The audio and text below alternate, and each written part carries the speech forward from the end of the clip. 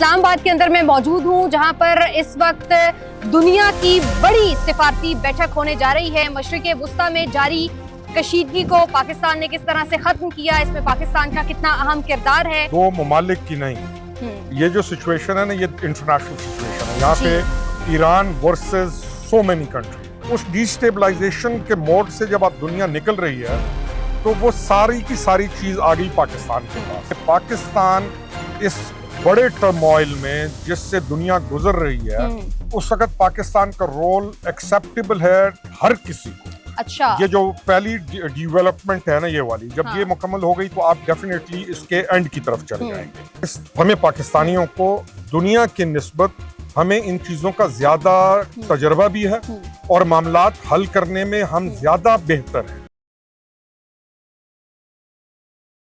जी अस्सलाम वालेकुम, आप देख रहे हैं आज़ाद सियासत। मैं हूं अरीज फातिमा और मुझे मेरा ख्याल है कि इस वक्त बताने की ज़रूरत नहीं है कि मैं कहां पर मौजूद हूं। इस्लामाबाद के अंदर मैं मौजूद हूं, जहां पर इस वक्त दुनिया की बड़ी सिफारती बैठक होने जा रही है और इस्लामाबाद मेज़बानी कर रहा है। हम सब इसका कॉन्टेक्स्ट भी जानते हैं। मशरिक़ वुस्ता में जारी कशीदगी को पाकिस्तान ने किस तरह से ख़त्म किया, इसमें पाकिस्तान का कितना अहम किरदार है। हम रोज़ाना मुख्तलिफ सियासी उमूर पर गुफ्तगू कर रहे होते हैं, लेकिन आज हमने फैसला किया, चूँकि इस्लामाबाद महवे मरकज़ है अमन का, तो हम भी आप लोगों को यहाँ पर पहुँच कर बताएँ तमाम तर इत्तलात और तफसीलात। मेरे साथ मौजूद हैं हमारे लिए इंतहाई काबिल मोहतरम सीनियर पॉलिटिशियन जनाब खुर्रम हमीद रोखड़ी साहब। बहुत शुक्रिया रोखड़ी साहब। और रोखड़ी साहब, कैसा महसूस हो रहा है? आज हम इस्लामाबाद के अंदर खड़े हुए हैं और ये वो इस्लामाबाद है जिसने दो अहम ममालिक की जंग रुकवाई और अमन का किरदार अदा किया। कैसा इस वक्त आप महसूस कर रहे हैं? अरीज, दो ममालिक की नहीं, ये जो सिचुएशन है ना, ये इंटरनेशनल सिचुएशन है। यहाँ पे Iran versus so many countries है। आपका पूरा अरब वर्ल्ड शामिल है, आपका कंप्लीट वेस्टर्न वर्ल्ड शामिल है, अमेरिका शामिल है, इसराइल शामिल है। यानी ये एक बहुत बड़ी चीज है जो हो रही थी दुनिया में जी। और जिसकी वजह से डिस्टेबलाइजेशन हो गई। अब उस डिस्टेबलाइजेशन के मोड से जब आप दुनिया निकल रही है तो वो सारी की सारी चीज आ गई पाकिस्तान के पास और इस्लामाबाद एकॉर्ड हो गया या इस्लामाबाद की टर्म्स पे आ गई। तो आप ये जरूर समझिए, या हम बाकी तमाम को समझना चाहिए कि पाकिस्तान इस बड़े टर्मोइल में जिससे दुनिया गुजर रही है, उस वक्त पाकिस्तान का रोल एक्सेप्टेबल है हर किसी को, चाहे वेस्टर्न वर्ल्ड है, चाहे अरब वर्ल्ड है, चाहे ईरान बाय इटसेल्फ है। तो इससे हमें एक और हम इस नतीजा पर पहुंचने हैं कि पाकिस्तान अपनी असल हैसियत के साथ हर आने वाला दिन मजबूत होता चला जा रहा है। इसलिए दुनिया की तमाम जो कुव्वतें हैं या दुनिया के जो मसाइल हैं, जब उनके डिस्कशन का टाइम आया तो उसके लिए जो मरकज चुना गया वो पाकिस्तान। ठीक, बिल्कुल ऐसे ही है रोखड़ी साहब। अच्छा, हम ये 2 हफ्तों का, चूंकि पाकिस्तान ने मीडिएटर के तौर के ऊपर, फैसिलिटेटर के तौर के ऊपर एक बड़ा अहम किरदार अदा किया और फिर ये जंग रुकी, आर्जी सीज फायर हम देख रहे हैं। ये परमानेंट सीज फायर होता हुआ भी आपको नजर आ रहा है इस्लामाबाद के अंदर ही? आई थिंक परमानेंट ही होगा। अच्छा, ये जो पहली डेवलपमेंट है ना, ये वाली जब ये मुकम्मल हो गई तो आप डेफिनेटली इसके एंड की तरफ चले जाएंगे।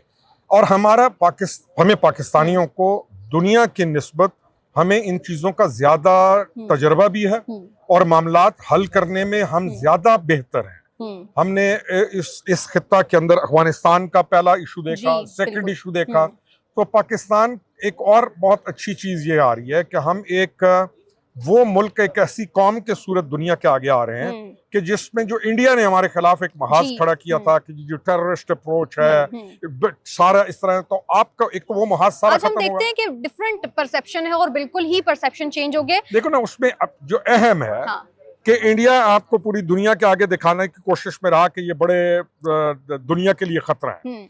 दुनिया ने आज आपको ये कहा कि नहीं, पाकिस्तान दुनिया के लिए अमन के लिए लाजिम है। ठीक, और तो वो हमने देखा कि ये इसकी सबसे बड़ी मिसाल इस्लामाबाद एकॉर्ड है। लीडरशिप एज वेल, कौम पहले भी अच्छी थी, पॉलिटिकल लीडरशिप भी और मिलिट्री लीडरशिप भी। ऑफ कोर्स, कौम पहले भी अच्छी थी, मुल्क पहले भी अच्छा था, लीडरशिप अगर सिंसेरिटी के साथ दुरुस्त चले तो फिर ये रिजल्ट्स आते हैं। अच्छा रोकड़ी साहब, एक मरतबा फिर से ईरानी जो नायब सदर हैं उनका भी ट्वीट आया और उनकी तरफ से स्टेटमेंट भी दी गई कि हम इस्लामाबाद पहुंचेंगे, पाकिस्तान ने बेहतरीन काविशें की, बेहतरीन सिफारतकारी हुई और हम इस्लामाबाद की काविशों की बदौलत ही वहां पे पहुंचे, लेकिन अभी भी ट्रस्ट इशू बहुत ज्यादा है जो वहां पर हम देख रहे हैं।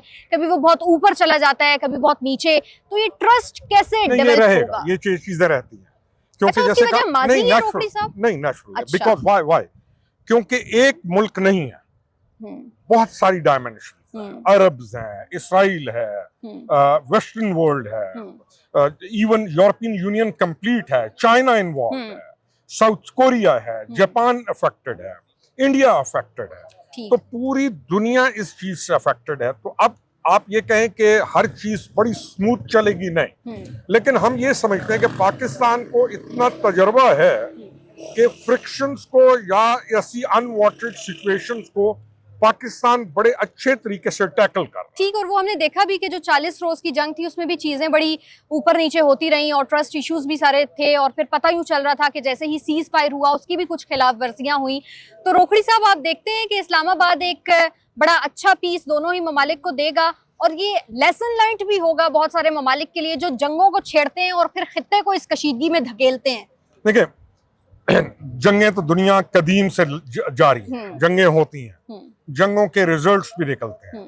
इस दफा आप अपनी असल सूरत के साथ सामने आए हैं। पाकिस्तान का जो असल चेहरा है, हम एक बहुत मजबूत मुल्क है, तो आपकी acceptability all over the globe जो है वो बहुत बढ़ के आई है, तो ये हमारे लिए, आपके लिए बहुत फख्र की बात। ठीक, और जब से ये जंग शुरू हुई और आज हम देखते हैं कि बेहतरीन काविशों का नतीजा ये है कि इस्लामाबाद अकॉर्ड के नाम से दोनों ममालिक की कशीदगी हम देखेंगे कि परमानेंट सीज फायर की तरफ भी जाएगी। ऐसी सूरत हाल के अंदर रोकड़ी साहब, पाकिस्तान को आप आगे कहाँ जाता हुआ देख रहे हैं? हमने देखा कि अरब ममालिक के साथ पाकिस्तान के मामलात बहुत बेहतर रहे, ईरान के साथ, अमेरिका के साथ, दोनों ही ममालिक ने पाकिस्तान के ऊपर ट्रस्ट किया, तो यहाँ से आप विंडोज को कहाँ खुलता हुआ देख रहे हैं?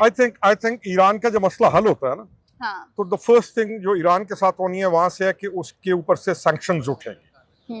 सैंक्शंस का ईरान से उठने का सबसे बड़ा फायदा पाकिस्तान को होगा और ईरान को तो डेफिनेटली होगा। स्ट्रेट ऑफ हुर्मुज़ की ओपनिंग के बाद भी पाकिस्तान बेनिफिशियरी है। Y?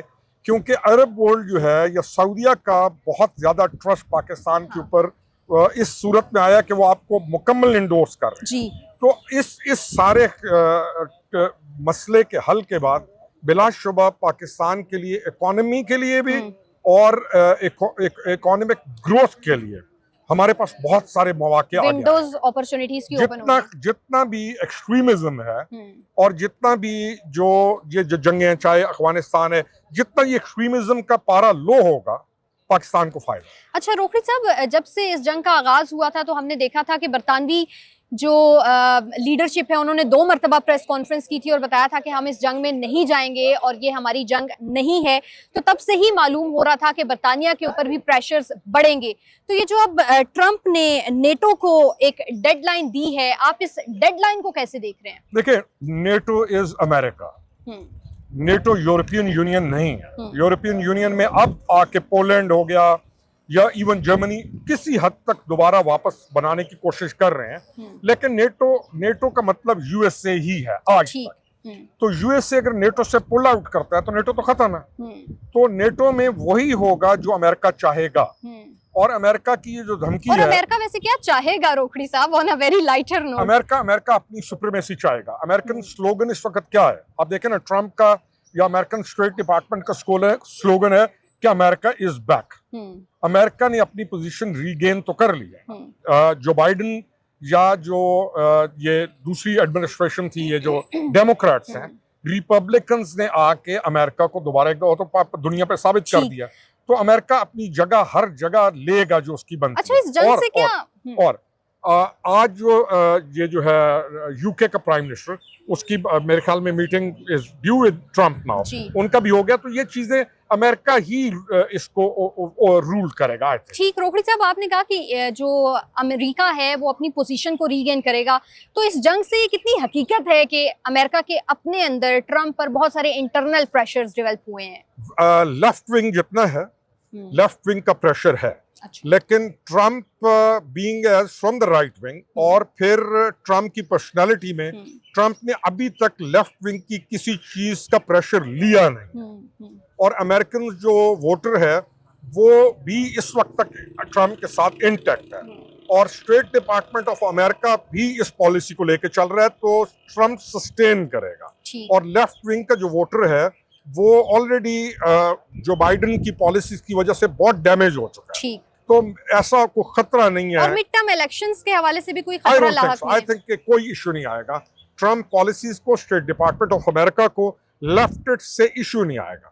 Leftist all over the world दो इकट्ठे हो गए, लेकिन उसको परवाह नहीं है। ठीक। और आज ये जो रॉयटर्स की खबर आई जिसमें ईरान की तरफ से ये दावा किया गया कि दोबारा से ईरान ये समझता था और ईरान के अंदर ये सोच पाई जा रही थी कि हम हमले करें, लेकिन पाकिस्तान की रिक्वेस्ट के ऊपर हमने उन हमलों को रोक दिया। तो आप देखते हैं कि इस्लामाबाद के अंदर आज भी पाकिस्तान की रिक्वेस्ट के ऊपर बहुत सारे मामलात रोके जाएंगे। देखिए, पाकिस्तान की हैसियत है ना, आप जब रिक्वेस्ट करते हैं तो अगर आपकी हैसियत होगी तो अगला मानेगा, अगर हैसियत ना होती तो उन्होंने क्या सुनना था। ईरान का भी फायदा इसी में है जो पाकिस्तान कर रहा है, और ईरान का जो मॉडरेट तबका है या जिसने आगे, ईरान डिजर्व करता है ना बेटर लाइफ एज वेल।